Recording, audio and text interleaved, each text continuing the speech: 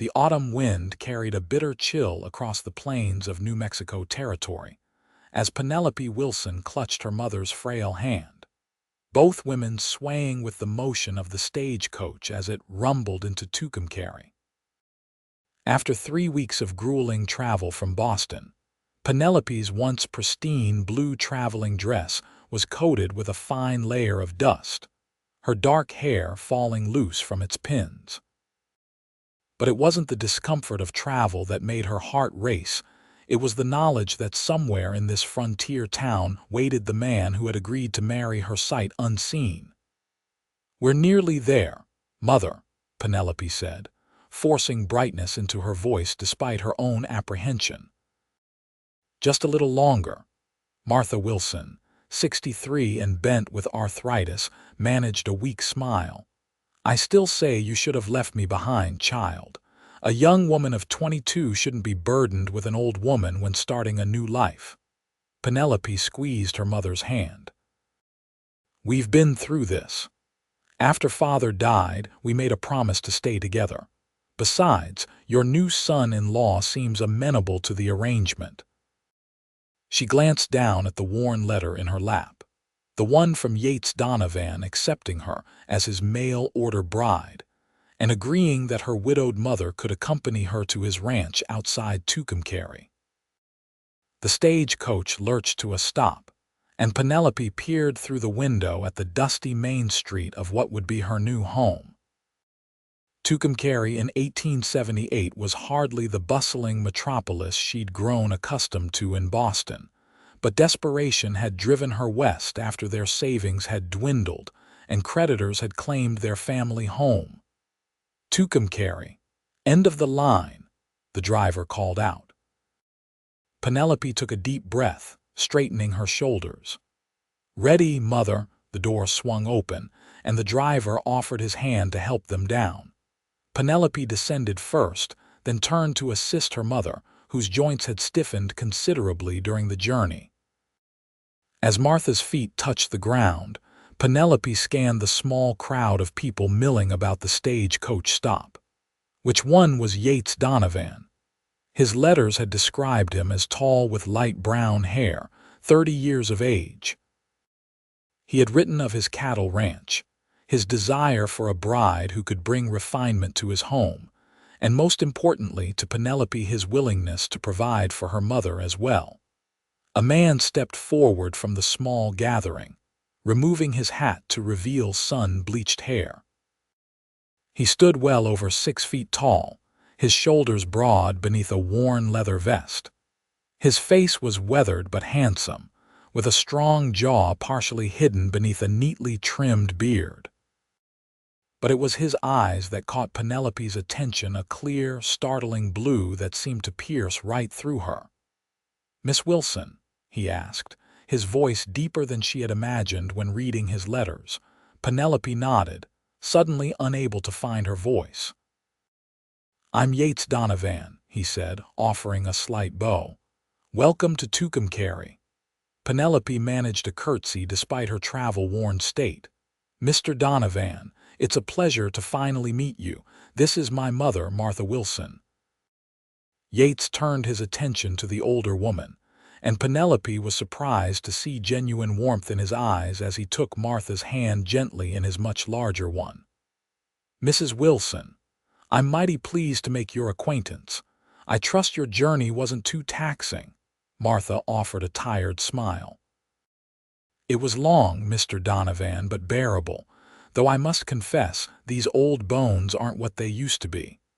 Well, we'll get you settled soon enough." He turned to signal a young boy nearby. "Billy, help with the ladies' trunks." As the boy ran to assist the stagecoach driver, Yates turned back to them. "My wagon's just over there. It's about an hour's ride to the ranch. I hope that won't be too much for you, Mrs. Wilson." "I've come this far," Martha replied with quiet dignity. "An hour more won't defeat me." Penelope felt a surge of pride for her mother's resilience, even as worry gnawed at her. Martha had been in declining health since her father's death 2 years prior. The journey west had clearly taken its toll. Yates led them to a sturdy wagon with a canopy providing shade from the relentless New Mexico sun. He lifted Martha with surprising gentleness, placing her on the cushioned seat before offering his hand to Penelope. His calloused palm against hers sent an unexpected warmth up her arm. Once their trunks were secured and they were settled on the wagon seat, Yates clicked his tongue to set the horses in motion. "I expect you ladies are hungry. Mrs. Ortiz at the general store packed some food for the journey home." Home. The word hung in the air between them. Penelope tried to imagine what kind of home awaited them, what kind of life she had committed herself to, by agreeing to marry this stranger. As they pulled away from town, Penelope gathered her courage. "Your letters mention that you've lived in the territory for 8 years, Mr. Donovan." He nodded, keeping his eyes on the trail ahead.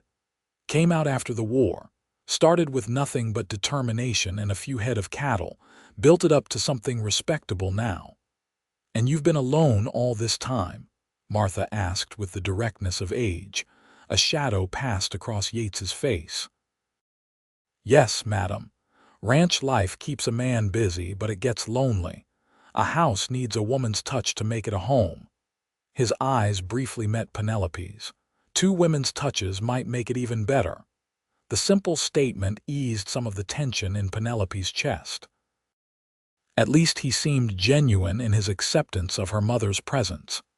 As the wagon rolled across the vast landscape, Penelope was struck by the raw beauty of the territory. Unlike the crowded streets of Boston, here the land stretched out endlessly, painted in hues of amber and rust beneath an impossibly blue sky. Distant mesas rose from the earth like ancient sentinels guarding the land. "It's beautiful," she murmured. Yates glanced at her, surprise evident in his expression. "Most Eastern women find it desolate at first." "It's different," Penelope acknowledged, "but there's a certain majesty to it. That there is." A small smile softened his features. "The land gets in your blood, becomes part of you." They rode in companionable silence for a while, the rhythmic creaking of the wagon wheels and the occasional call of a hawk the only sounds breaking the quiet. Penelope noticed her mother dozing beside her, exhaustion finally claiming her. "Your mother," Yates said quietly. "She seems frail." "Is she ill?" Penelope appreciated his directness. "Arthritis mainly, worsened by grief after my father's passing. The journey has been difficult for her, but she's stronger than she looks." Yates nodded thoughtfully. "The cabin I have. It's sturdy enough, but not built with an elderly woman in mind. Steps might be troublesome, and the bedroom's upstairs." A cold knot formed in Penelope's stomach. Would he reconsider their arrangement now?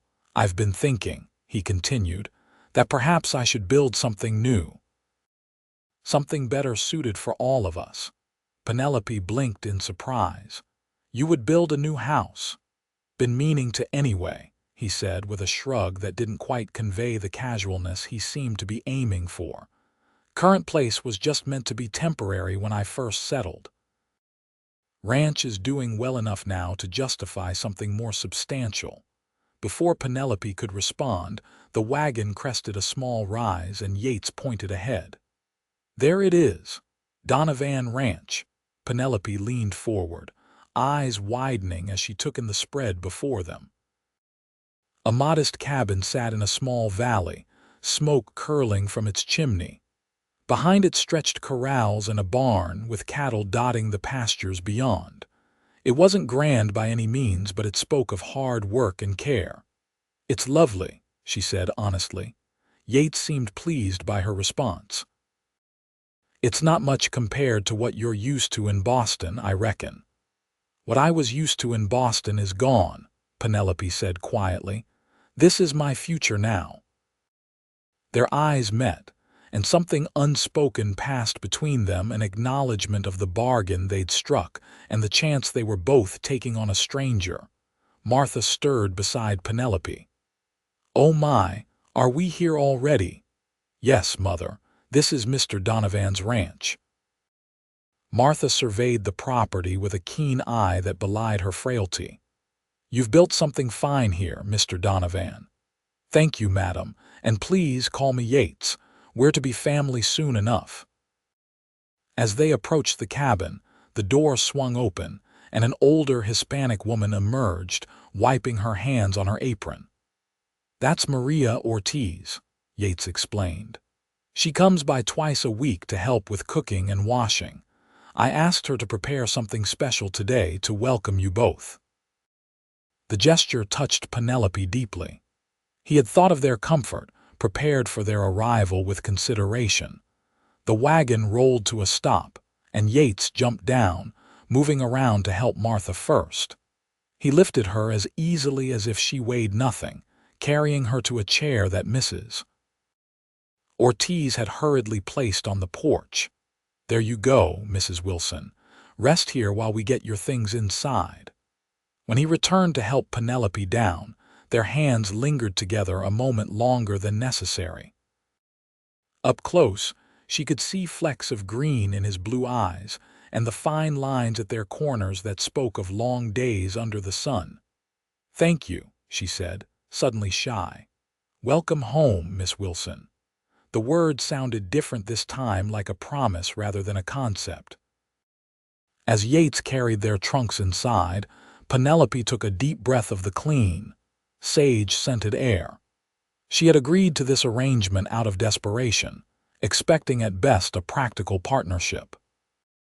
But something in Yates Donovan's considerate manner gave her hope that, perhaps, in time, there might be more between them.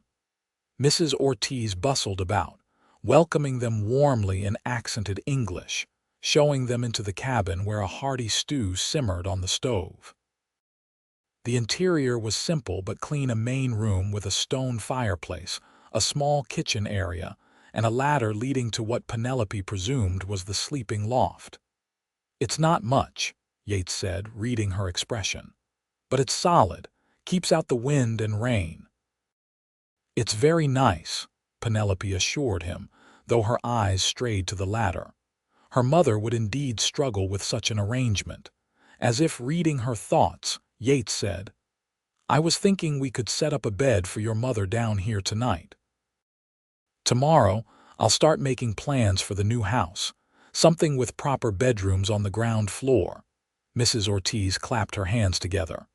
"New house. Very good, Mr. Donovan. Family needs good house." Penelope felt her cheeks warm at the implication, but Yates merely nodded. "That's right, Maria. A proper family home." After a satisfying meal of beef stew and freshly baked bread, Mrs. Ortiz departed with promises to return in 2 days. Martha, exhausted from the journey, retired early to the makeshift bed Yates had prepared near the fireplace. Penelope sat at the table, watching as Yates went about the evening chores, feeling both out of place and strangely at home. When he returned from checking on the livestock, he found her still awake, staring into the fire. "You should rest," he said softly, mindful of Martha's sleeping form. "It's been a long journey." "I will soon," Penelope assured him. There's so much to take in." Yates nodded, taking the chair across from her. "I imagine Boston and Tucumcari are about as different as two places can be." "Why did you request a bride from the East?" Penelope asked suddenly. Surely there are women closer who would have been interested in a successful rancher. Yates considered her question, his eyes reflecting the firelight. "Not so many as you might think, and those that are here. Well, let's just say I've not found one who seemed a good match." He paused. "Your letter stood out. You wrote about caring for your mother, about the books you enjoy, about wanting a partnership rather than just security. It spoke of character. And you didn't mind that I insisted on bringing my mother. Family takes care of family," he said simply. "My own parents died when I was young. I respect your loyalty to her." Penelope felt a weight lift from her shoulders. "Thank you. Not everyone would understand." Yates leaned forward, his expression earnest. "Miss Wilson, Penelope, If I may, I want you to know that while this arrangement began as a practical one, I hope we might find happiness together. I don't expect you to have feelings for me right away, but I promise to be a good husband and to care for both you and your mother." His honesty moved her. "I hope for the same, Mr. Donovan Yates, and I promise to be a good wife and partner to you." Their eyes held for a long moment, an understanding passing between them. Then Yates cleared his throat and stood. "I'll sleep in the barn tonight. You can take the loft. Tomorrow we'll talk about the wedding and plans for the house. The barn. But this is your home. And now it's yours too. It wouldn't be proper for us to share it before the wedding. The barn's plenty comfortable. I've slept there many a night." As he moved toward the door, Penelope called softly, "Yates." He turned back. "Thank you for everything." He nodded, a gentle smile touching his lips. "Good night, Penelope." "Good night." As the door closed behind him, Penelope sat for a long while, watching the fire burn down to embers. She had come west with fear and uncertainty, but now, just hours after meeting Yates Donovan, she felt something unexpected blooming in her heart. Hope. The first rays of dawn were filtering through the cabin windows when Penelope awoke the next morning. For a moment, disorientation gripped her. The unfamiliar smells of wood smoke and sage, the sound of chickens clucking outside instead of Boston street vendors. Then memory flooded back, and she sat up on the narrow cot in the loft, taking in her new surroundings. Below, she could hear her mother stirring, and the soft murmur of voices told her that Yates had returned from the barn. Quickly dressing in one of her simpler dresses, the fine city clothes she'd brought suddenly, seemed impractical, Penelope pinned up her hair and descended the ladder. Martha was seated at the table, a steaming cup of coffee before her, engaged in conversation with Yates, who stood at the stove frying bacon. "Good morning," Penelope said, feeling oddly shy in the light of day. Yates turned, and the smile that lit his face sent a flutter through her chest. "Good morning. I hope you slept well." "Better than I expected," she admitted. "The air here, it's different, cleaner somehow." "Nothing like it," he agreed. "Coffee's hot if you'd like some." As Penelope poured herself a cup, Martha said, "Yates has been telling me about his plans for the new house. He's quite the architect, it seems." Yates laughed, a rich, warm sound that filled the small cabin. "Hardly that, Mrs. Wilson. But I've built enough structures on this ranch to know my way around a hammer and saw. Please, call me Martha. If we're to be family, we should dispense with formalities." "Martha it is, then." He transferred the bacon to a plate and set it on the table alongside a platter of biscuits. "I've been thinking we could ride into town today. The Reverend comes through Tucumcari every other Sunday, and he's due tomorrow. We could speak with him about performing the ceremony if that suits you, Penelope." The thought of marrying so quickly made her breath catch, but practicality won out. They had agreed to this arrangement, and prolonging it served no purpose. That would be fine, but what about Mother? The journey yesterday was taxing enough.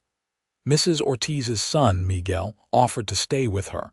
He's a good lad, 17 and responsible. She could rest comfortably here. Martha nodded approvingly. "That sounds perfect. I admit the thought of another wagon ride so soon is daunting." After breakfast, Yates excused himself to tend to the morning chores, leaving Penelope and her mother alone in the cabin.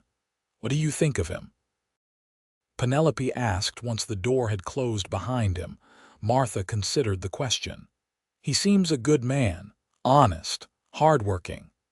She reached across the table to take Penelope's hand. "But what matters is what you think, my dear. This will be your marriage, your life." Penelope gazed out the window, watching as Yates crossed the yard to the barn, his stride confident, shoulders straight. "I like him," she said quietly. "He's different from the men in Boston, more direct, less concerned with appearances, and he's been so thoughtful about accommodating us both." The test of a man's character is how he treats those who can do nothing for him, Martha said.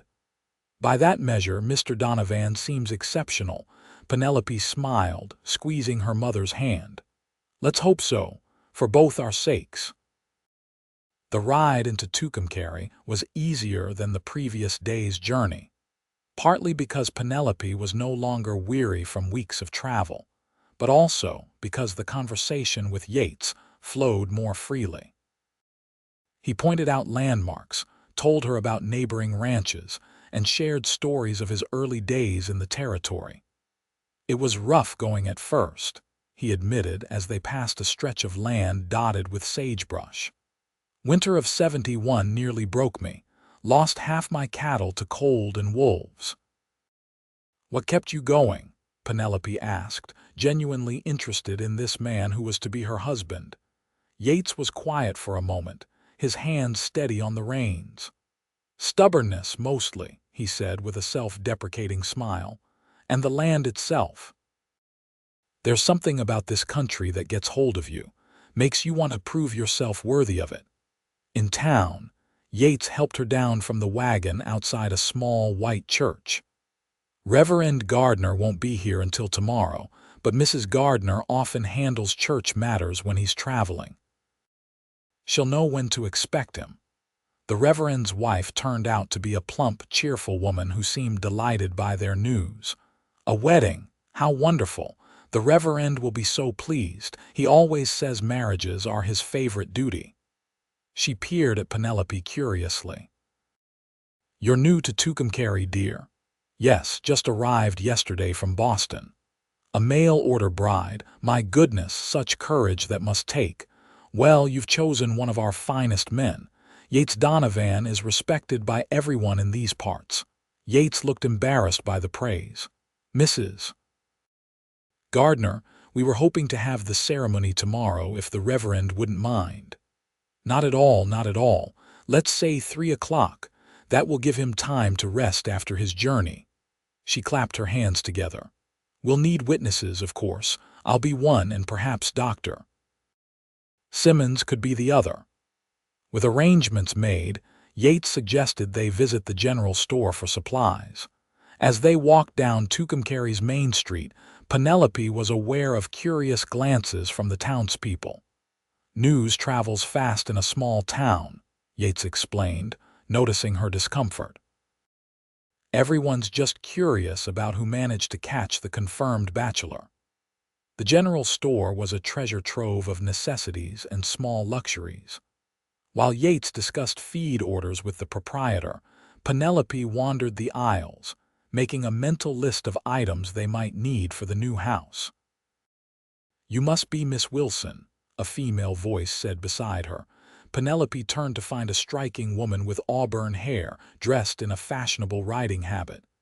Yes, I am, Clara Reynolds. The woman extended a gloved hand. My father owns the Reynolds Ranch northeast of Yates's property. Pleasure to meet you, Miss Reynolds. Clara's smile didn't quite reach her eyes. I must say you're not what I expected. When we heard Yates had sent for a bride from Boston, well, we imagined someone more refined. Penelope suggested, keeping her voice pleasant despite the implied criticism. Clara laughed lightly. I was going to say sophisticated, but yes. Ranching life is difficult, Miss Wilson, especially for those unused to its hardships. Before Penelope could respond, Yates appeared at her side. Clara, he said with a nod. I see you've met my fiancée. Indeed, I was just welcoming her to Tucumcari. Something in Yates's expression suggested he doubted the sincerity of that welcome. We should be heading back, Penelope. I don't like to leave your mother alone too long. After bidding Clara goodbye, they completed their purchases and loaded them into the wagon. As they left town, Penelope asked, Miss Reynolds seemed rather interested in our arrangement.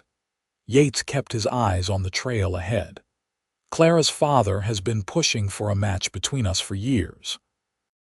Combining our ranches would make good business sense. But you weren't interested, he glanced at her briefly. Clara Reynolds is a fine woman, but we wouldn't suit. She wants the biggest ranch in the territory and the social status that comes with it. I just want a peaceful life with someone who values the same things I do." "And what are those things, Mr. Donovan?" Penelope asked softly. His answer was simple but profound. "Honesty, hard work, loyalty, and maybe, if we're fortunate, love." The word hung between them, both a hope and a question. Penelope felt her heart quicken, but she kept her response measured. Those are good values to build a life on. When they returned to the ranch, they found Martha sitting on the porch with young Miguel, engaged in a game of checkers. She looked more rested than she had in weeks. "This young man has been teaching me the finer points of strategy," Martha said with a smile. "I believe I've won 3 games to his 2. Miguel grinned. "Mrs. Wilson is a quick study." Yates thanked the boy for his help, pressing a coin into his hand despite his protests.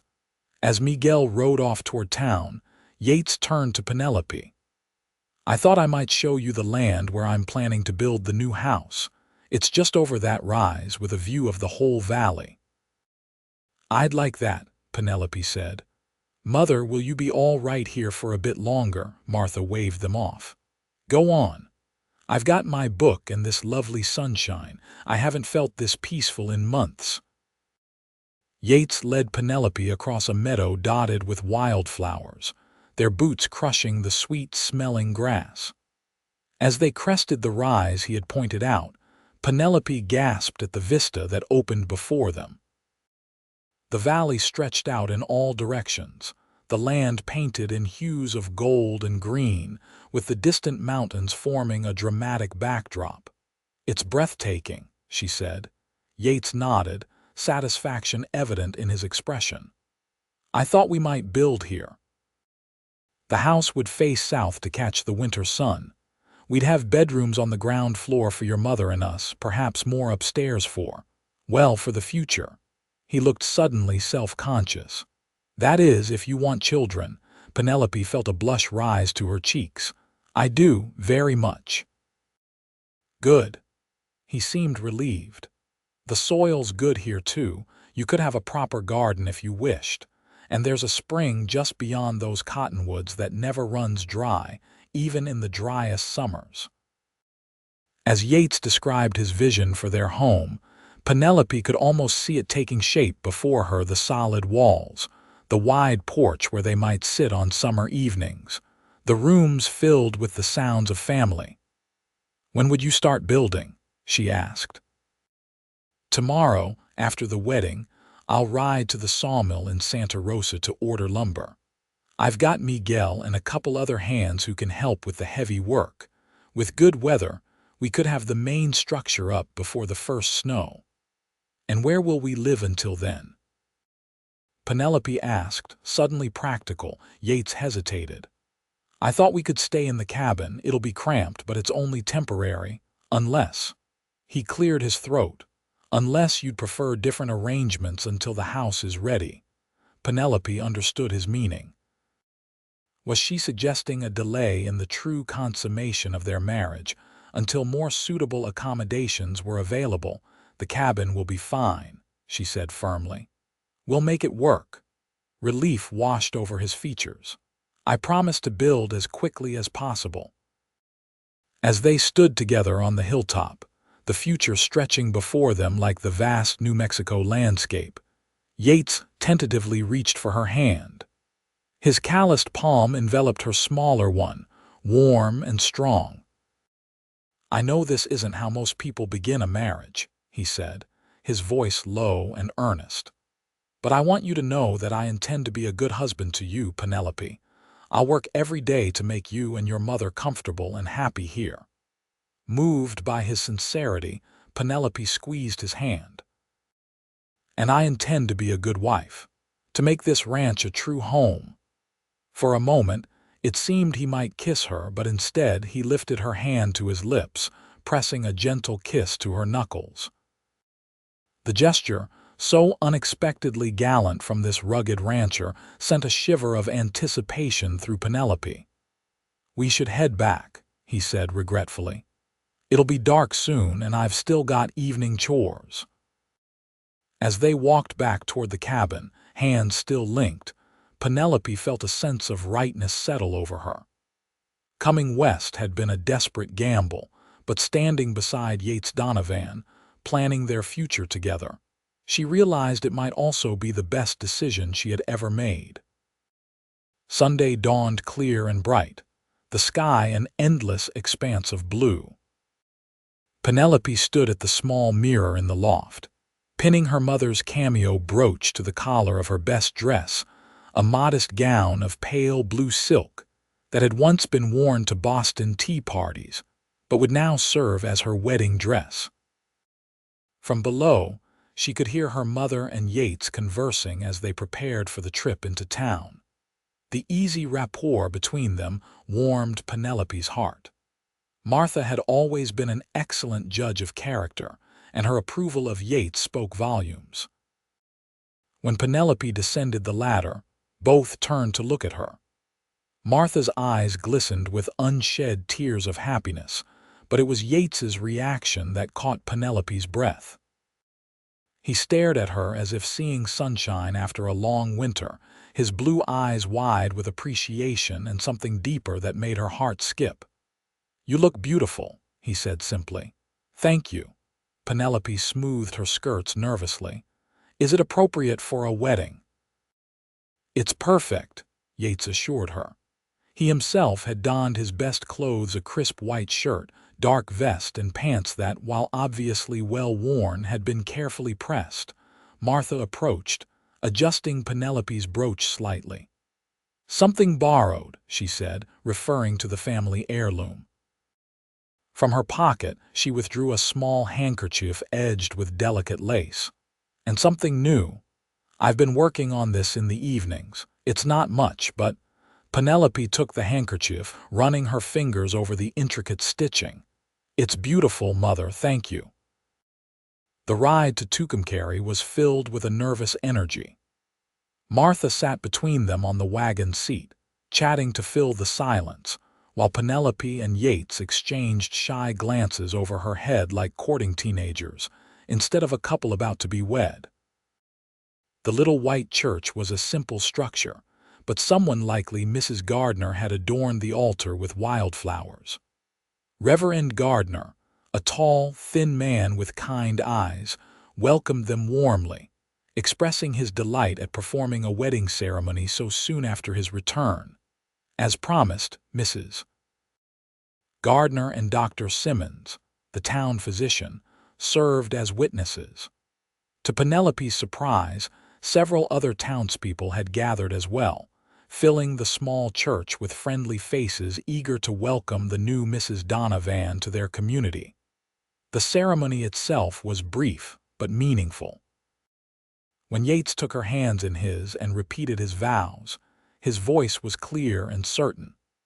Penelope's own voice trembled slightly as she promised to love, honor, and cherish this man who was still largely a stranger to her. "By the power vested in me," Reverend Gardner concluded, "I now pronounce you husband and wife. Mr. Donovan, you may kiss your bride." Yates hesitated for just a moment, then leaned down to press his lips gently against Penelope's. It was a chaste kiss, appropriate for a church ceremony, but the warmth of it spread through Penelope like wildfire. When they parted, the look in Yates's eyes told her he had felt it too, that spark of connection that promised their arranged marriage might grow into something genuine and deep. After accepting congratulations from the assembled townsfolk, they were surprised by Mrs. Gardner's announcement that a small reception had been prepared at the hotel dining room. "Nothing elaborate," she assured them, "but a wedding deserves some celebration." The impromptu gathering turned out to be a perfect opportunity for Penelope to meet many of Tucumcari's residents. The mayor and his wife, the blacksmith and his family, the schoolteacher, all welcomed her warmly, sharing stories about Yates that revealed the respect he had earned in the community. Only Clara Reynolds's arrival cast a momentary shadow. She offered cool congratulations, her eyes assessing Penelope's simple dress and modest demeanor with barely concealed disdain. "I do hope you'll adapt to our ways quickly, Mrs. Donovan," she said, emphasizing the new title. "The territory can be quite unforgiving to those who don't belong."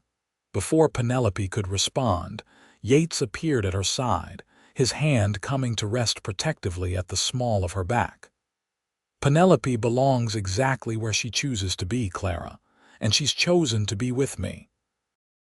The quiet conviction in his voice dispelled any sting from Clara's barbed welcome. As the other woman moved away, Penelope leaned slightly into Yates's solid presence. "Thank you. No need to thank me for speaking the truth." His hand remained at her back, warm and steadying. "Are you ready to head home? Your mother looks tired." Home. The word held new meaning now. "Yes, I think that would be best." As they prepared to leave, Dr. Simmons approached them. "Mrs. Donovan, it was a pleasure to meet you. I wanted to let you know that I'd be happy to come out to the ranch to check on your mother." Yates mentioned her arthritis. Touched by the offer, Penelope thanked him. "That would be most appreciated, Doctor." The ride back to the ranch to home was quieter than the morning journey. Martha dozed between them, exhausted by the excitement of the day. As the sun began its descent toward the horizon, painting the landscape in rich golds and reds, Penelope found herself stealing glances at her new husband's profile. Husband. The reality of it was still sinking in. This man beside her, who had been nothing more than words on paper a week ago, was now bound to her by law and vows. Tonight, they would truly begin their life together. As if sensing her thoughts, Yates turned to meet her gaze, a question in his eyes. Penelope gave him a small smile, hoping to convey that, despite her natural nerves, she was not afraid. When they arrived at the ranch, Yates helped Martha down first, supporting her as she made her way to the cabin. Once she was settled, he returned to assist Penelope, but instead of simply offering his hand, he surprised her by lifting her from the wagon seat entirely, cradling her in his arms. "What are you doing?" Penelope gasped, instinctively wrapping her arms around his neck. Yates's eyes twinkled with rare mischief. "Carrying my bride over the threshold. Isn't that the custom back east?" "Yes," but her protest died as he carried her effortlessly toward the cabin. The gesture was unexpectedly romantic from this otherwise practical man, and Penelope found herself charmed by it. Inside, Martha was already seated by the fire, her knowing smile suggesting she approved of Yates's traditional gesture. He set Penelope gently on her feet, his hands lingering at her waist a moment longer than necessary. "I need to see to the animals," he said reluctantly. "I won't be long." After he left, Penelope busied herself preparing a simple supper from the wedding feast leftovers Mrs. Gardner had insisted they bring home.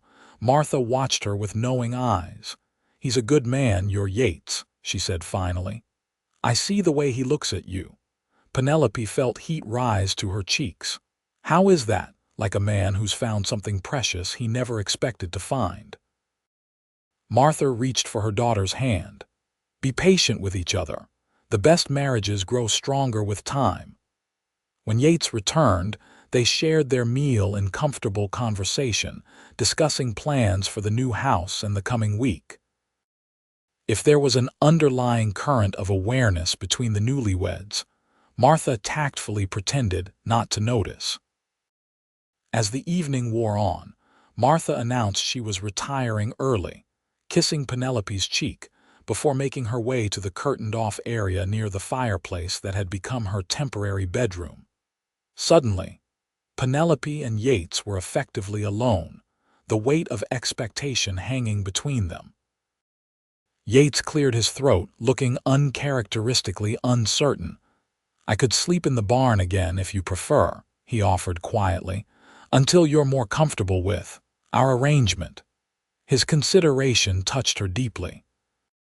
This man, who had every right as her husband to expect the consummation of their marriage, was instead putting her comfort above his own desires. Penelope found her courage. "That won't be necessary," she said softly. "We are husband and wife now." Something flickered in Yates's eyes: relief, desire, gratitude. He stood, extending his hand to her. "Shall we retire then?" Taking his hand, Penelope allowed him to lead her to the ladder. As she climbed to the loft that would now be their shared bedroom, her heart pounded with a mixture of apprehension and anticipation. The loft was small, with barely room for the narrow bed and a trunk for clothing. A single oil lamp cast a warm glow over the space. Penelope stood awkwardly, suddenly unsure of the proper protocol for this moment. Yates seemed to sense her uncertainty. "I'll step outside while you prepare for bed," he said gently. "Take all the time you need."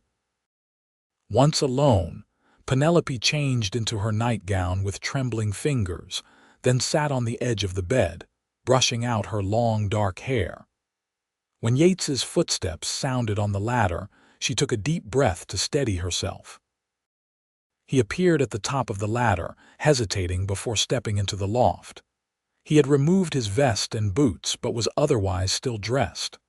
"May I join you?" he asked, his voice husky. Penelope nodded, unable to find her voice. Yates moved to sit beside her on the bed, careful to maintain a small distance between them. In the soft lamplight, his features seemed softer, the usual weathering from sun and wind less pronounced. He reached out slowly to touch a strand of her hair, his expression filled with wonder. "I never thought I'd have this," he admitted quietly. "A wife, a family. Most days it was enough just to build the ranch to survive, but now—" "Now," Penelope prompted when he fell silent, "now I want more. I want to build something lasting, something that matters, with you." His hand moved to cup her cheek gently. "I know we're still strangers in many ways, but I meant what I said in my vows today, Penelope. I will honor and cherish you. I will be faithful and true." Moved by his sincerity, Penelope placed her hand over his. "As will I, Yates." When he leaned in to kiss her this time, there was no audience, no reverend watching. Just a man and woman beginning the journey from arrangement to affection.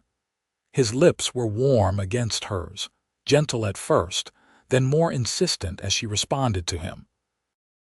When they finally parted, both breathless, Yates rested his forehead against hers. "We have time," he whispered. "All the time in the world to know each other." But Penelope, surprising herself with her boldness, reached up to unbutton his shirt. "I'd like to start now, if you don't mind." The smile that spread across Yates's face was like sunrise breaking over the mountains, warm, brilliant, full of promise. As he gathered her into his arms, Penelope knew with sudden certainty that this marriage, begun as a practical solution to both their problems, had the potential to become something far more profound. In the quiet darkness of the loft, with the distant sounds of the New Mexico night as their only audience, husband and wife began the intimate dance of discovery that would bind them together more surely than any wedding vows. The first light of dawn filtered through the small window of the loft, casting a golden glow over the sleeping forms of Yates and Penelope.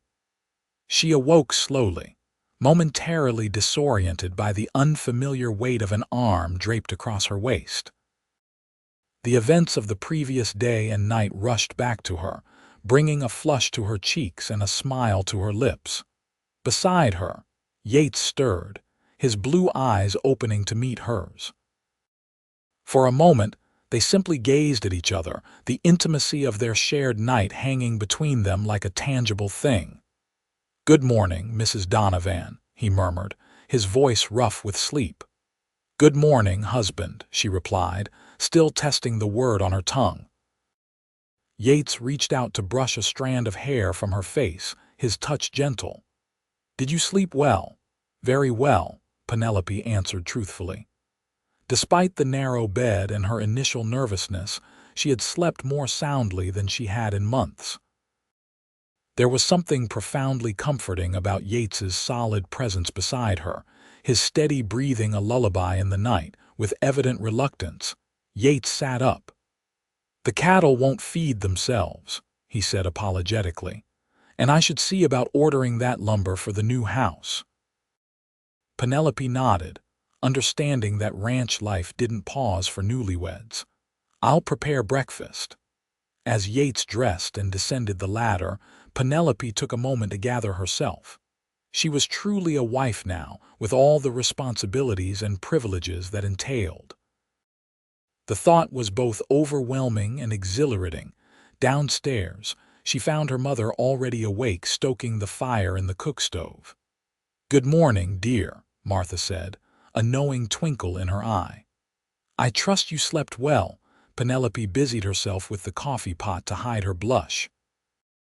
"Very well, thank you. Has Yates gone out already?" "Yes, he said something about checking on a new calf before breakfast." Martha placed a gentle hand on Penelope's arm. "He's a good man, Penny. I see it more clearly every day." "I know," Penelope said softly. I think I could be very happy here, Mother. That's all I've ever wanted for you." Martha squeezed her arm affectionately before returning to her task. "Now, let's make your husband a proper breakfast. A man who works as hard as he does needs good fuel." Together, they prepared a hearty meal of eggs, bacon, and biscuits. By the time Yates returned, his cheeks ruddy from the morning chill, the cabin was filled with delicious aromas and the warm chatter of the two women. Yates paused in the doorway, taking in the domestic scene before him. Something in his expression, a mixture of surprise and profound gratitude, made Penelope's heart swell. This simple family tableau, so commonplace to many, was clearly something he had long yearned for. "Something smells wonderful," he said, hanging his hat on a peg by the door. "Just in time," Penelope replied, placing a steaming mug of coffee at his place at the table. "Mother and I were just debating how long to keep your breakfast warm." "I wouldn't dare be late for a meal prepared by two such capable women," Yates said, washing his hands in the basin by the door before joining them at the table. As they ate, Yates outlined his plans for the day. "I'll ride to Santa Rosa for that lumber. It's about a half-day's journey each way, so I'll be gone until tomorrow." He glanced at Penelope. "Will you and your mother be all right here alone?" "We'll manage just fine," Martha assured him. "Penelope has her unpacking to finish, and I believe I saw a spinning wheel in the corner that could use some attention." Yates nodded. "It was my mother's. I've kept it, though I've no skill with it myself." "Then it's fortunate you've married a woman who does," Penelope said. "I learned to spin and weave from my grandmother. Once it's in working order, I can make us some proper blankets for winter." The approval in Yates's eyes was unmistakable. "You're full of surprises, Mrs. Donovan." After breakfast, Penelope packed food for Yates's journey while he readied his horse. When the time came for him to depart, he kissed Martha's cheek and promised to return safely. Then he turned to Penelope, drawing her aside for a more private farewell. "I wish I didn't have to leave so soon," he said, his hands warm on her shoulders. "It's only for a day," Penelope reminded him, "and you're going for our new home. I can hardly complain about that." Yates smiled, then bent to kiss her. What was intended as a brief goodbye deepened as Penelope responded eagerly, her hands coming up to rest against his chest. When they finally parted, both were breathing more quickly. "I'll be back as soon as I can," Yates promised, his voice husky. Penelope nodded, stepping back reluctantly. "Be safe." She watched as he mounted his horse and rode away, staying on the porch until he disappeared over the ridge. Then, with a sigh that was part contentment and part longing, she turned back to the cabin. The day passed quickly as Penelope and Martha settled into their new home. They unpacked their trunks, finding places for the few precious possessions they had brought from Boston. Penelope took inventory of the cabin's supplies, making notes of what they would need from town. Martha, true to her word, examined the old spinning wheel, pronouncing it sound with just a few repairs needed. As evening approached, Penelope found herself frequently glancing out the window, though she knew Yates wouldn't return until the following day. The cabin seemed strangely empty without his presence, despite having known him for such a short time. "You miss him already," Martha observed as they prepared a simple supper. "That's a good sign." Penelope couldn't deny it. "Is it strange to feel so, connected to someone I barely know?" "The heart has its own wisdom," Martha said sagely. "Your father and I had only met 3 times before our wedding, you know." "Really? I never knew that." Martha nodded, her eyes distant with memory. "It was different then, of course, but I remember feeling as you do now, uncertain but hopeful. The love grew day by day through the small moments and the large ones. By the time you were born, I couldn't imagine life without him." "I hope Yates and I find the same happiness," Penelope said softly. "I believe you will." Martha patted her hand. "Now, let's enjoy our supper, and then perhaps you can read aloud from that novel you packed. It's been ages since we had time for such luxuries." The evening passed pleasantly, but when it came time for bed, Penelope found herself reluctant to climb the ladder to the empty loft. After just one night, she had grown accustomed to Yates's presence beside her. With a sigh, she bid her mother good night and ascended to the small space that now held so many intimate memories. Sleep came fitfully, her dreams filled with images of Yates riding through dangerous territory, of the new house taking shape, of children running through meadows of wildflowers. She awoke at dawn, feeling unrested but determined to have everything in perfect order for Yates's return. The morning and early afternoon were filled with domestic tasks: cleaning, mending, preparing a hearty stew that would welcome Yates home. Martha sat in a chair by the window, her nimble fingers working on a piece of embroidery, occasionally glancing up to watch Penelope's industrious efforts with a knowing smile. It was mid-afternoon when they heard the sound of approaching horses, more than one, from the sound of it. Penelope hurried to the door, her heart leaping at the thought of seeing Yates again. What she saw instead made her blood run cold. 3 riders were approaching the cabin, none of them Yates. As they drew closer, she recognized Clara Reynolds at the lead, accompanied by 2 men whose rough appearance immediately put Penelope on edge. "Mother, stay inside," she said quietly, stepping onto the porch to meet the unwelcome visitors. Clara reined her horse to a stop, her expression a mixture of false concern and barely concealed triumph. "Mrs. Donovan, I hope we're not intruding." "What can I do for you, Miss Reynolds?" Penelope asked, keeping her voice level despite the unease crawling up her spine. "I was just passing by with my foreman and one of our hands," Clara said, gesturing to the men beside her. "We were checking fence lines along our shared border. I thought I should stop and see how you're settling in, especially with your husband away." The emphasis Clara placed on the last words confirmed what Penelope had already suspected: this was no coincidental visit. Clara had somehow learned of Yates's absence and had deliberately chosen this moment to call. "That's very thoughtful," Penelope replied, "but as you can see, my mother and I are managing quite well." Clara's smile didn't reach her eyes. "I'm sure you are, but ranching can be so unpredictable. Why, just last month, the Wilkersons had their entire herd scattered by rustlers while Mr. Wilkerson was away in Santa Fe. Such a shame." The thinly veiled threat hung in the air between them. Penelope's mind raced.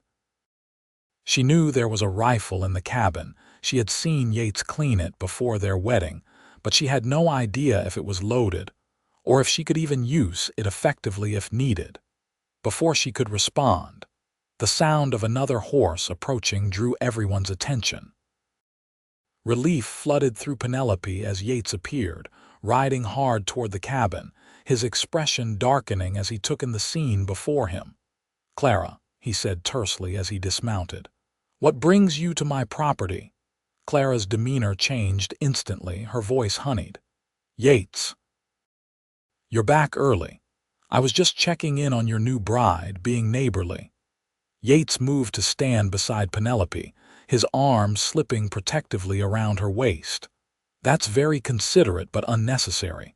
My wife is more than capable." The pride in his voice sent warmth coursing through Penelope, dispelling her earlier fear. She leaned slightly into his solid presence, drawing strength from it. Clara's eyes narrowed at the gesture of unity. "Well, we won't keep you then. I'm sure you're eager to reunite after your journey." She turned her horse, nodding to her men. "Do give my regards to your mother-in-law." As the three riders departed, Penelope felt the tension in Yates's body. "How did you know to come back?" she asked. "I didn't," he admitted. "I finished my business sooner than expected and decided to push through rather than camp for the night. I wanted to get home to you." His expression grew grim. "Did they threaten you?" "Not directly," Penelope said, but the implication was clear enough. Yates's jaw tightened. "I should have known Clara wouldn't accept our marriage easily. The Reynolds have been trying to absorb smaller ranches in the area for years. My refusal to sell has been a thorn in her father's side. And your marriage to me removed any hope she had of acquiring your land through other means," Penelope finished, understanding dawning. "Yes." Yates turned to face her fully, his hands coming to rest on her shoulders. "I'm sorry you had to face that. I should have warned you about the tensions with the Reynolds." Penelope lifted her chin. "I'm not afraid of Clara Reynolds or her threats. This is our home, and I intend to defend it as fiercely as you do." Something shifted in Yates's expression, surprise, respect, and a deepening warmth that made Penelope's heart race. "Our home," he repeated softly. "I like the sound of that." The door opened behind them and Martha appeared, relief evident on her face at the sight of Yates. "Thank goodness you're back. Those people gave me a chill just looking at them." Yates smiled, releasing Penelope to greet her mother. "No need to worry, Martha. They won't be bothering us again." He glanced back at Penelope, his eyes holding a promise. "I'll make sure of it." That evening, as they sat around the table enjoying the stew Penelope had prepared, Yates shared the news of his successful trip to Santa Rosa. "The lumber will be delivered next week. I've hired a crew of men to help with the building, all trusted hands recommended by friends.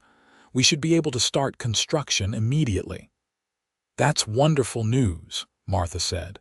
"Though I must say, I've grown rather fond of this little cabin." "It served me well," Yates agreed, "but it's time for something more substantial, a proper home for my family." His gaze met Penelope's across the table, the word family laden with meaning that made her blush.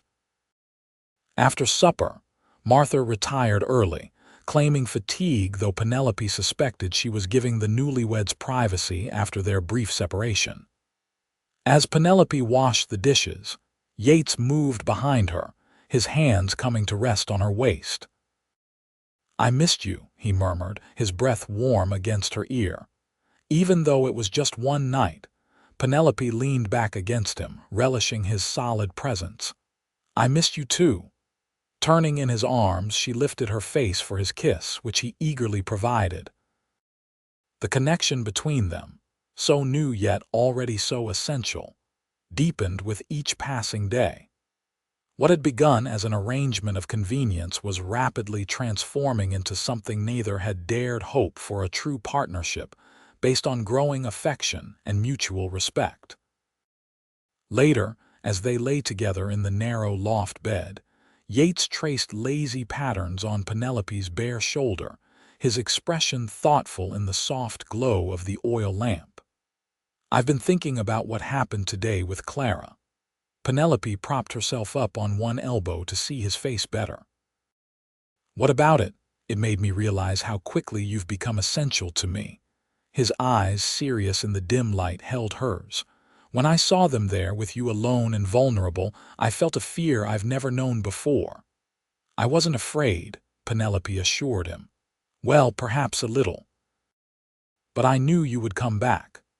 "That's just it," Yates said, brushing a strand of hair from her face. "You trusted me after knowing me for such a short time. You've adapted to this life so different from what you knew without complaint. You've made this place feel like a real home." He paused, seeming to struggle for words. "What I'm trying to say, Penelope, is that I think I'm falling in love with you, not just because you're my wife, but because of who you are." The declaration, so heartfelt and unexpected, brought tears to Penelope's eyes. "Oh, Yates," she whispered. "I think I'm falling in love with you too." The smile that lit his face was like sunshine breaking through clouds. He pulled her close, his kiss tender yet passionate. "I never thought I'd find this," he murmured against her lips. "Never thought I'd be so fortunate." As the lamp burned low, husband and wife reaffirmed their growing bond, their bodies expressing what words alone could not convey. Outside, the New Mexico night wrapped around the small cabin like a protective blanket, stars winking in the vast sky above the place that was truly becoming home. The following weeks passed in a flurry of activity. True to his word, Yates began construction on the new house as soon as the lumber arrived. The sound of hammering and sawing filled the air from dawn until dusk as the structure took shape on the hill overlooking the valley. Penelope divided her time between caring for her mother, managing the household, and learning the workings of the ranch. She proved a quick study, absorbing Yates's lessons about cattle, horses, and the land with an enthusiasm that delighted him. By the end of the first month, she could ride confidently across the property, identify each of the ranch hands by name, and even help with simple tasks like mending fences. Martha, too, found her place in their new life. Though her arthritis limited her physical activities, her skills with needle and thread were invaluable. She set about creating curtains, tablecloths, and quilts for the new house, working with a vigor that seemed to diminish her pain. The spinning wheel, now restored to working order, hummed steadily under her expert hands, transforming wool from Yates's small flock of sheep into yarn for winter garments. One evening in late September, as the first hints of autumn crispness touched the air, Yates returned from town with news that sent a ripple of excitement through the household. "The freight company had a package for you," he announced, producing a small crate addressed to Penelope. Curious, she opened it to find books, nearly a dozen volumes carefully packed in straw. A note tucked inside read, "To my dear friend Penelope, may these bring comfort in your new life. I miss our literary discussions. Write when you can. Always, Eleanor Thompson." Eleanor was my dearest friend in Boston, Penelope explained, blinking back tears as she ran her fingers over the leather bindings. "We used to read together every Wednesday. She must have spent a small fortune sending these." Yates watched her reaction carefully. "Do you miss it? Boston, I mean." "The life you had there." Penelope considered the question honestly. "I miss certain aspects, the libraries, the concerts, conversations with friends like Eleanor." She met his gaze directly. "But I don't miss the life overall. There was so much pretense there. So many rules about what was proper or improper. Here, there's a realness to everything. The work matters. The relationships matter." She reached for his hand. "What we're building together matters. The doubt in Yates's eyes softened into something warmer. "I've been thinking," he said, "that we might set aside one of the rooms in the new house as a library. Nothing grand, but a place for your books, and perhaps, in time, we could add to the collection." The thoughtfulness of the gesture moved Penelope deeply. "I would like that very much." That night, as had become their custom, Yates read aloud from one of Aline's books while Penelope and Martha worked on their needlecraft, his deep voice filling the cabin with tales of faraway places and grand adventures. It was a simple pleasure, but one that knit them together as a family more surely than any formal ceremony. As October progressed, the new house neared completion. It was a sturdy two-story structure, built of solid pine with a wide porch wrapping around 3 sides. True to his promise, Yates had designed it with Martha's comfort in mind. Her bedroom was on the ground floor, with wide doorways to accommodate days when her arthritis made walking difficult. A separate parlor would serve as her sitting room, with large windows to catch the morning light she loved for her needlework. For Penelope and Yates, there was a spacious bedroom upstairs, along with 3 additional rooms for the future. As Yates put it with a meaningful glance that never failed to make Penelope blush. The promised library was taking shape as well, with shelves built into the walls and a comfortable window seat overlooking the valley. The kitchen was Penelope's pride and joy, large and practical, with a modern cookstove that Yates had ordered specially from St. Louis. An indoor pump would bring water directly to the sink, a luxury Penelope had not dared hope for on the frontier. "It's magnificent," she told Yates as they walked through the nearly finished rooms one evening. "Better than anything I could have imagined." "It's still rough around the edges," Yates said modestly, though his pride in the accomplishment was evident. "The finishing work will take time." "But we can move in soon?" Penelope asked hopefully. While she had grown fond of the cabin, the promise of space and comfort, particularly for her mother, was enticing. "I thought perhaps next week, if the weather holds for the roof completion." Yates put his arm around her shoulders as they stood in what would be their bedroom. "Just in time to celebrate our 2-month anniversary." Penelope leaned into him, marveling at how natural it felt now to be held by this man who had been a stranger such a short time ago. "Has it only been 2 months? It feels as though I've known you much longer." "In some ways, perhaps you have," Yates said thoughtfully. "My letters, your letters. We were sharing pieces of ourselves even before we met." "True, but letters can't capture everything." Penelope turned in his embrace to face him. "They didn't tell me how your eyes crinkle when you smile, or how gentle your hands can be despite their strength, or how you hum under your breath when you're working on something that requires concentration." Yates laughed, the sound echoing in the empty room. "And your letters didn't mention how stubborn you can be when you've set your mind to something, or how you talk in your sleep, or how you're incapable of resisting any stray animal that crosses your path." "I do not talk in my sleep," Penelope protested. "You do," Yates insisted, his eyes twinkling. "Just last night you were having quite the conversation with someone named Professor Higgins about the proper way to serve tea." Embarrassed but amused, Penelope swatted his arm playfully. "Well, you snore." "Only when I'm especially tired," he countered, pulling her closer. "And never loud enough to wake you from your important tea debates." Their laughter faded into something more intimate as their eyes held. In these moments, Penelope felt the full measure of how far they had come from strangers bound by a practical arrangement to partners sharing jokes, dreams, and an ever-deepening affection. "I love you, Yates Donovan," she said softly, the words still new enough to send a thrill through her when she spoke them. His expression softened, the teasing light in his eyes replaced by something deeper and more profound. And I love you, Penelope Donovan, more than I ever thought possible."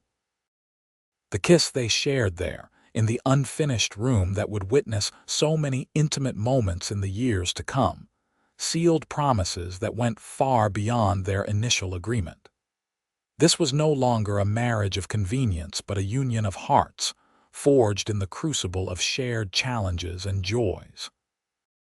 The move to the new house took place on a crisp autumn day, with the aspen trees on the distant mountains turned to gold. The entire ranch came to help the hands Yates employed, neighbors from adjacent properties, even townsfolk from Tucumcari who had welcomed Penelope into their community.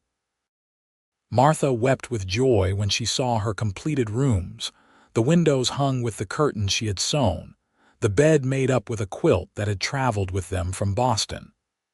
"It's perfect," she told Yates, squeezing his hand with surprising strength. "You've given me more than I dared hope for in my final years." "Don't talk that way," Yates scolded gently. "You've years ahead of you yet, Martha, years to enjoy this home and to help us fill it with family." Her smile at that was knowing. "Perhaps sooner than you think," she murmured, her gaze drifting to Penelope, who was directing the placement of furniture in the parlor. Yates followed her look, his brow furrowing in confusion, then clearing as understanding dawned. "You mean?" Martha nodded. "She hasn't said anything yet and perhaps doesn't even suspect herself. But a mother knows these things." A complex mix of emotions crossed Yates's face: surprise, joy, concern. "Is she well? Should I send for the doctor?" "In due time," Martha assured him. "For now, just be attentive.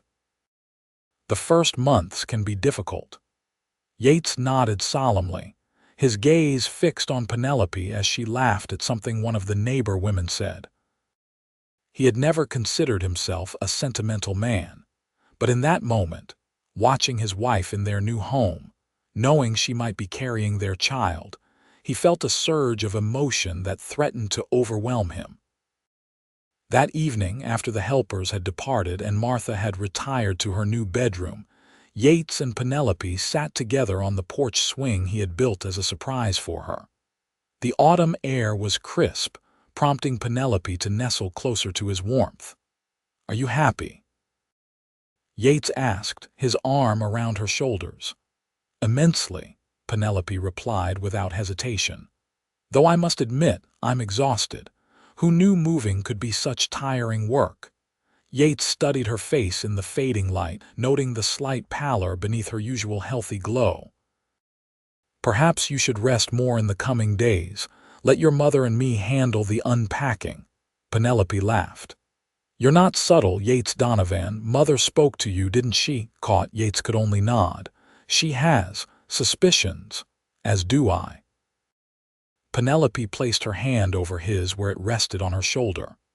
"I wasn't certain, and I didn't want to say anything until I was. But I believe we may be welcoming a new Donovan come spring." The joy that blazed across Yates's face was answer enough, but he gathered her into his arms anyway, his kiss conveying what words could not. When they finally parted, both breathless, he rested his forehead against hers. "A baby," he whispered, as if saying it too loudly might break the spell. "Our baby."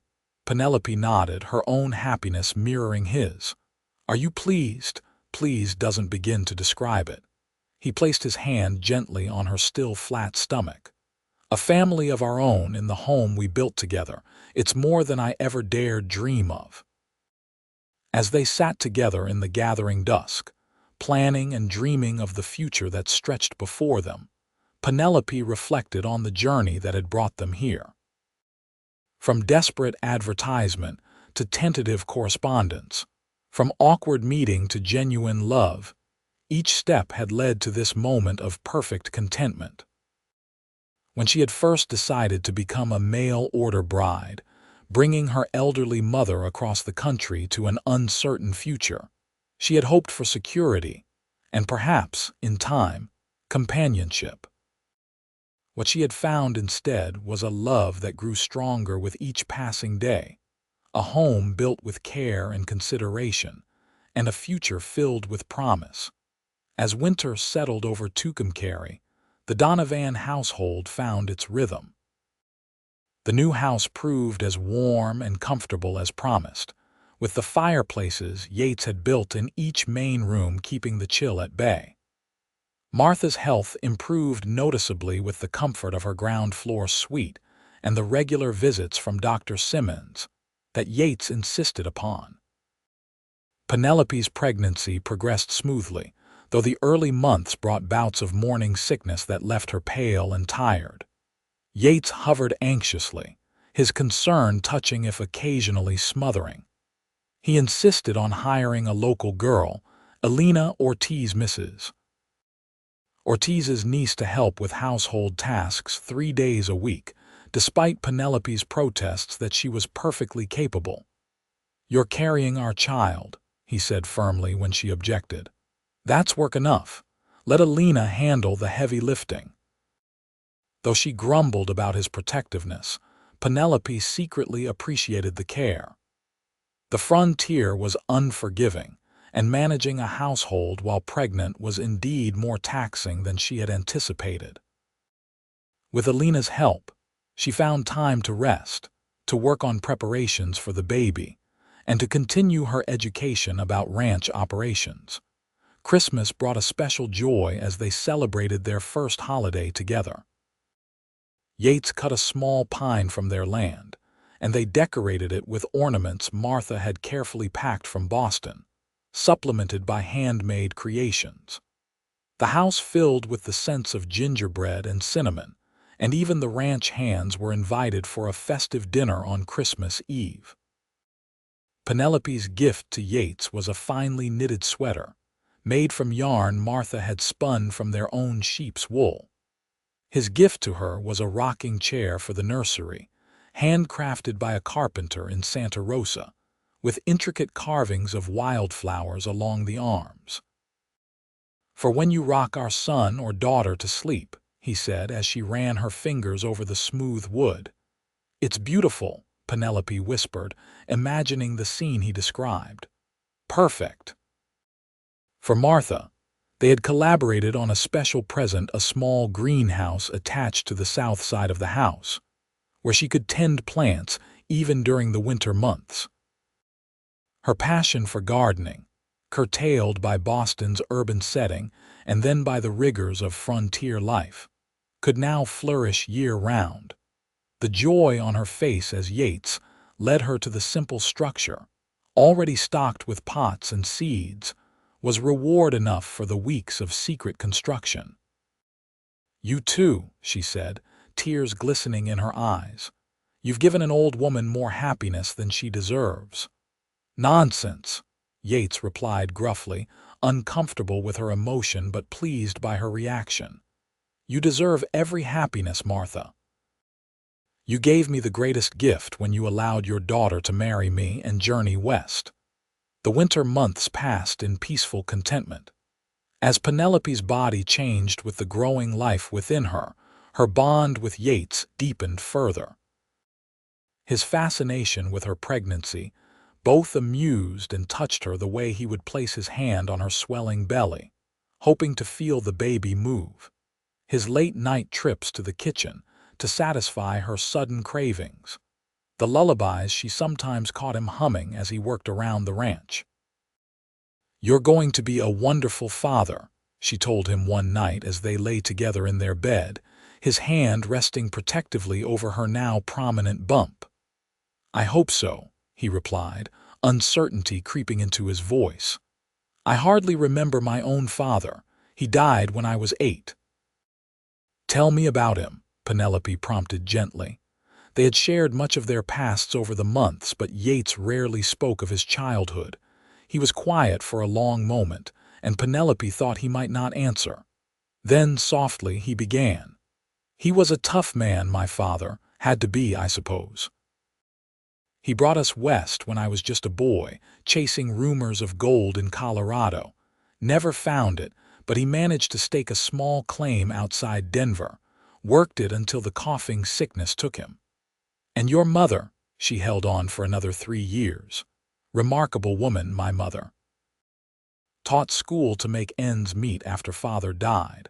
Made sure I could read and cipher before she passed. His voice grew distant with memory. She always said education was the one thing no one could take from you. Penelope covered his hand with her own. That's why the library means so much to you. Partly, he acknowledged. And partly because I know how much books mean to you. I want our children to have what we both valued: you, the wealth of knowledge books provide; me, the practical skills needed to thrive in this land. They'll have both, Penelope assured him. The best of each of us. As spring approached, bringing new life to the land, Penelope's time drew near. The nursery was ready, painted a soft yellow with white curtains Martha had embroidered with tiny animals. A cradle that Yates had crafted through the winter evening stood waiting, its smooth wood polished to a gentle sheen. Dr. Simmons began visiting more frequently, assuring them that all progressed normally. First babies often take their time, he told Yates when the rancher expressed concern that Penelope seemed uncomfortable. But your wife is strong and healthy. Try not to worry too much. Easier said than done, Penelope thought as she watched Yates pace anxiously whenever she winced or placed a hand on her lower back. His protectiveness, while sometimes overwhelming, was ultimately endearing, further evidence of how deeply he cared for her and their unborn child. The baby arrived on a perfect spring morning in early May, after a night of labor that tested Penelope's endurance and Yates's nerves. Martha and Alina managed the birthing room with calm efficiency, while Dr. Simmons provided medical guidance. Yates, banned from the bedroom but unwilling to go far, paced the hallway like a caged lion, flinching at each of Penelope's cries. When at last the wail of a newborn pierced the dawn quiet, he froze, his heart seeming to stop and then restart with a thunderous pound. The door opened and Martha appeared, her face weary but radiant. "Come meet your son, Yates," she said simply. On wooden legs, he entered the bedroom where Penelope lay propped against pillows, her face flushed and damp with sweat, but wearing an expression of such profound joy that it nearly brought him to his knees. In her arms, wrapped in a soft blanket Martha had knitted, was a tiny red-faced bundle. "We have a son," Penelope said softly as he approached. "Strong and perfect." Yates sat carefully on the edge of the bed, scarcely daring to breathe as she placed the infant in his arms. The baby, his son, had a thatch of dark hair like Penelope's, and when he briefly opened his eyes, a hint of Yates's own blue gaze. "Hello, little one," he whispered, his voice thick with emotion. "I'm your pa." As if in response, the tiny fingers flexed and then curled around Yates's calloused index finger, the grip surprisingly strong for one so small. Something primal and powerful surged through Yates at that simple contact: a fierce protectiveness, a boundless love, a sense of connection to both past and future. "What shall we call him?" Penelope asked, watching the interaction with tired happiness. They had discussed names but had not settled on one, wanting to meet their child first. Looking down at the perfect face, Yates knew with certainty. "Benjamin," he said. "After my father, if that suits you." "Benjamin," Penelope repeated, testing the name. "I like it. Benjamin Thomas Donovan." She had suggested Thomas as a middle name after her own father, and Yates had readily agreed. A fine name for a fine boy. Yates carefully returned the baby to Penelope's arms, then leaned in to kiss her forehead reverently. "Thank you," he murmured, "for our son, for everything." "We did this together," she reminded him, leaning into his strong presence. "Just as we'll raise him together." Martha, who had been quietly supervising the cleanup of the room, approached the bed to gaze down at her grandson. "He's beautiful," she said simply. "Your father would be so proud," Penelope. As the three adults admired the newest Donovan, a sense of rightness settled over the room, a feeling of family, of home, of belonging that transcended the circumstances that had brought them together. The years that followed brought changes, both expected and surprising. Benjamin grew into a sturdy, curious boy with his father's adventurous spirit and his mother's love of learning. The library Yates had built became his favorite place, where he would listen raptly as Penelope read stories of faraway places and long-ago times.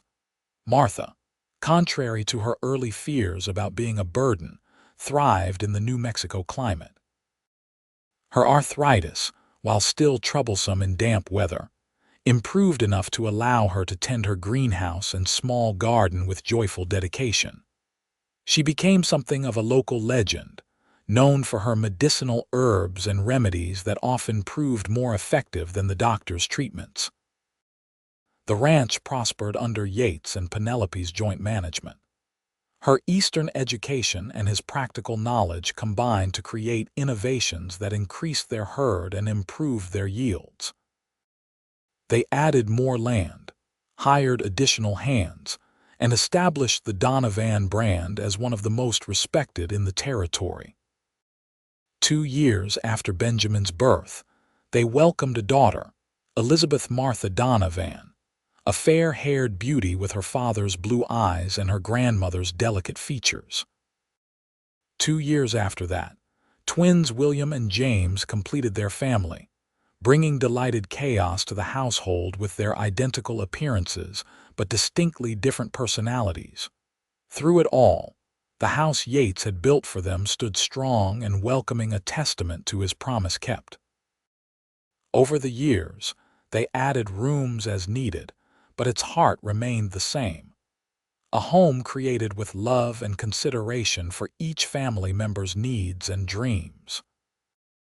On their 10th wedding anniversary, as they sat together on the porch swing that had become their favorite spot for quiet conversations, Penelope reflected on the journey that had brought them to this point. "Did you ever imagine, when you placed that advertisement for a bride, that this is where we'd end up?" she asked, her head resting comfortably on Yates's shoulder as they watched their children playing in the yard with the family dog. Yates's arm tightened around her. "Not in my wildest dreams," he admitted. "I hoped for companionship, maybe eventually some affection. I never dared hope for all of this for you, for our children, for the family we've built." "Nor did I," Penelope said. "When Mother and I stepped off that stagecoach, I was terrified beneath my brave face. I'd committed to marrying a stranger, brought my elderly mother across the country to an uncertain future. It seemed like madness. Best kind of madness there is," Yates said, kissing the top of her head. "The kind that leads to happiness." Inside the house, they could hear Martha calling the children for the special dinner she had prepared to celebrate the anniversary. Benjamin, now 8 and self-appointed helper to his grandmother, appeared on the porch to summon them. "Grandma says to come eat before it gets cold," he announced importantly. "And she says to tell you thank you for the best 10 years of her life." He scrunched his face, clearly quoting verbatim. "Tell her we'll be right in," Penelope said, smiling at her eldest son's solemnity. As he ran back inside, she turned to Yates. "She's right, you know. These have been the best years, despite all the challenges." Yates stood, offering his hand to help her up. "They have indeed, and I intend for the next 10 to be even better." As they walked hand in hand toward the house, the home he had built for her and her mother, all those years ago, Penelope felt a profound sense of gratitude. What had begun as a desperate arrangement, a practical solution to both their problems, had blossomed into a life richer and more fulfilling than either could have imagined. The mail-order bride and the lonely rancher, the elderly mother in need of care, 3 souls brought together by circumstance, but bound now by the strongest ties of all: love, respect, and the shared journey of creating a family together in the wild beauty of the New Mexico territory.